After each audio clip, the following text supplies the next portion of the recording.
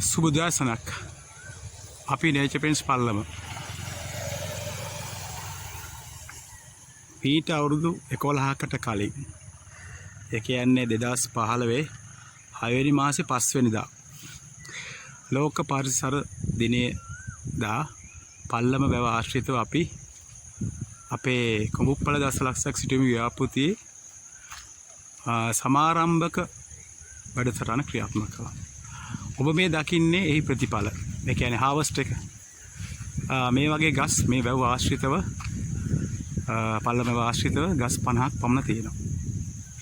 ඉතින් අපිට හරි සතුටුයි අපේ ව්‍යාපෘතියක් ලෝකේ කිසිම රටක තානාධිපති කාර්යාලයක වෙනම් රාජ්‍ය ප්‍රවණ සංවිධානයක සහයෝගය නොමැතිව අපිට යම්කිසි පරිසරය වෙනුවෙන් විශේෂ සබහාදාමේ වෙනුවෙන් මිනිසුන්ගේ හුස්ම ගැනීමට සඳහා ඔක්සිජන් නිෂ්පාදනය කිරීම සඳහා අපිට යම්කිසි දායකත්වයක් මේ රටට මේ ලෝකයට ලබා දෙන්න හැකියවීම සම්බන්ධයෙන් මේ වගේ මෙතනින් ආරම්භ වෙලා දිගටම මෙන්න මේ විදියට මේ වැව ආශ්‍රිතව අපේ ව්‍යාපෘතිය ක්‍රියාත්මක කරනවා.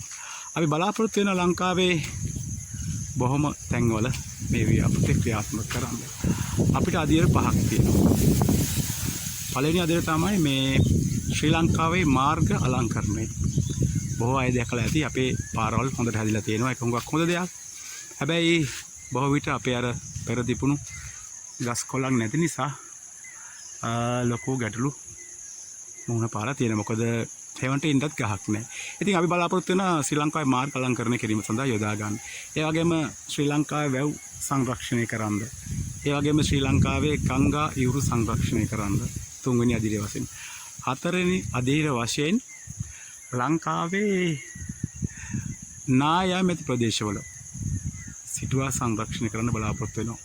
ඒ වගේ සුවිශේෂීම ව්‍යාපෘතියක් වශයෙන් ලංකාවේ කුඹුප්පැල වනාන්තර හදන්න අපි උත්සාහ කරනවා. ඉතින් මේ උත්සාහය සඳහා ඔබටත් පුළුවන් අපි සමග එකතු වෙන්න. ඔය කියපු කරුණු 5 ලංකාවේ මාර්ග අලංකරණය, ඒ වගේම ලංකාවේ වැව් සංරක්ෂණය කිරීම, ඒ වගේම ගංගා යුරු සංරක්ෂණය කිරීම, නායමැති ප්‍රදේශ කුඹුප්පැල සිටුවා සංරක්ෂණය කිරීම හා නව කුඹු වනාන්තර. එන්න මේ කොටස් 5ට ඔබටත් පුළුවන් මෙහි දායකත්වයක් දරන්න. ඉතින් මේ දකින්නේ ප්‍රතිඵල. ඉතින් මේ විදිහට ලස්සන ප්‍රතිඵලයක් ලබා ගැනීම සඳහා ඔබත් සමග එකතු වෙන්න. අපි ලස්සන රටක් සබාදාමින් පිරුණු ලස්සන ලොවක් හදමු.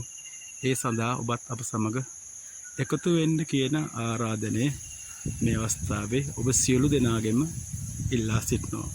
ඔබ සැමට සුබ දවසක්. ස්තුතියි. නන්දි. Thank you.